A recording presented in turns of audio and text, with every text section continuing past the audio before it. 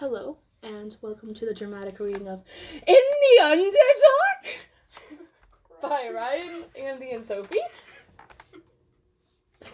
Jimjar was sitting on the ground, taking his watch with Stool. Stool was chatting his ear off, telepathically, of course. The constant chatter of the mushroom was starting to wear on him. He was starting to drift off, tired from the day's journey. He was woken up by a tap on his shoulder. Stool didn't have arms, so there was no way for them to touch him.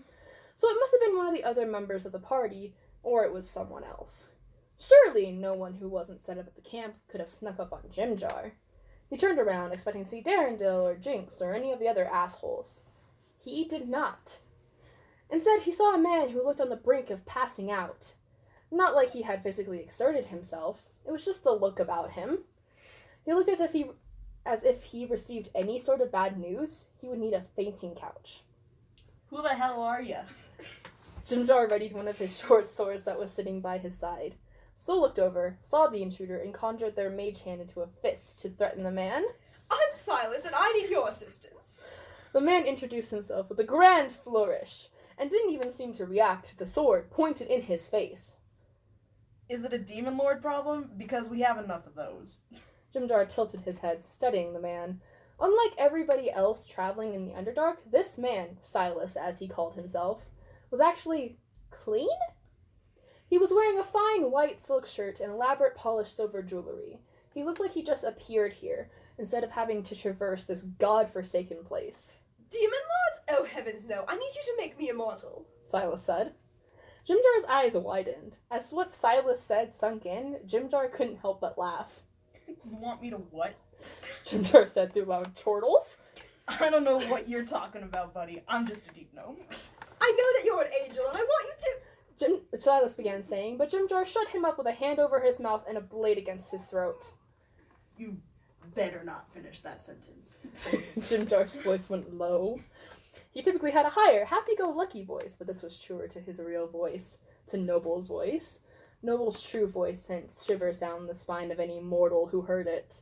Well, any mortal other than this one dumbass.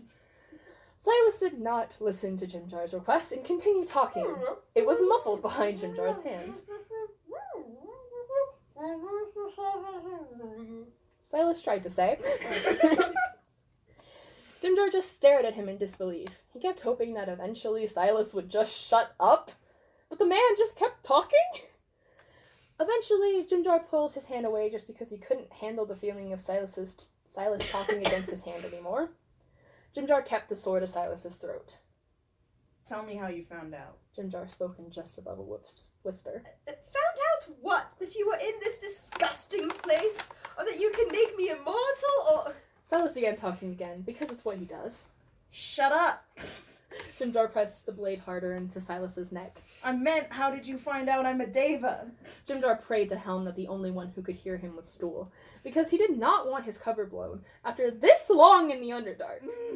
So far, the only ones that knew were a crazy fishman and a baby mushroom. If Jinx found out, well, he'd never get through to her, even if all he's trying to get through was that she could, in fact, survive the Underdark. Was I not supposed to know?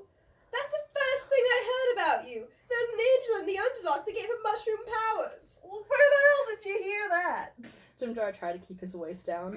The angel thing was one thing, but how the hell did this sickly bastard find out that he accidentally made a pact with Stool? Honestly, I can't remember. I've talked to so many powerful beings lately. Hold on. He began muttering to himself as he tried to recall. Was it the vampire? Oh, well, there were two vampires, actually. So, well, it wasn't the edgy one. It was the one was it the one who returned my calls? No, he never says anything other than immortality is a grave mistake. Was it the God Eater? Jimjar's eyebrows raised to the top of his little bald head. Hold up, God Eater? What the hell are you on about, pal? Oh, don't worry. She's in a different universe. Probably can't get here. Silas said, and then went back to recounting the other extra-planar beings that he met on his journey for immortality. Maybe the God of Undeath? No, he was a dick. He paused for a moment. Oh, yes! I think Nox told me. Who the hell is that? And how do they know about me? Nox is one of my companions. They worship Helm, and mentioned that Helm had another problem child with an angel looking after them. Nox was really bitter about it. They said it was okay for them to commit tax fraud because it wasn't bad enough for Helm to send a babysitter after them. And then they also said the babysitter needed a babysitter because he made a pact with a mushroom. I heard that and thought, perfect. If you'll make a pact with a mushroom, then you'll definitely make a pact with me. Okay, there is way too much to unpack there, and I'm going to have a talk with Helm after this. Jimjar looked angrily to the sky. But what makes you think I can give you immortality?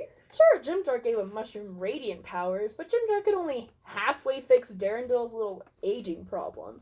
There was no way he could give this guy immortality even if he wanted to, and he did not want to. Well... Silas looked stumped for a moment.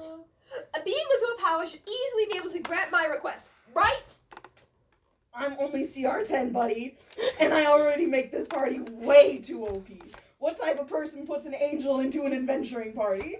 Jimjar looked to the sky for a moment. Not at Helm, but at me, Ryan. Hey! The book told me I can make you a god. Isn't this a better compromise? I yelled down at the tiny blue man. Besides, none of this interaction is canon anyway. Author's note. Sorry this turned into a bad fanfic, lol. Jimjar looked back at Silas. Anyway, I can't get your request. But why not? Silas whined. I want to be immortal! Because that would take a god's doing? Why do you want to be immortal anyway? Jimjar asked, what did this man go through so much for? What is so important?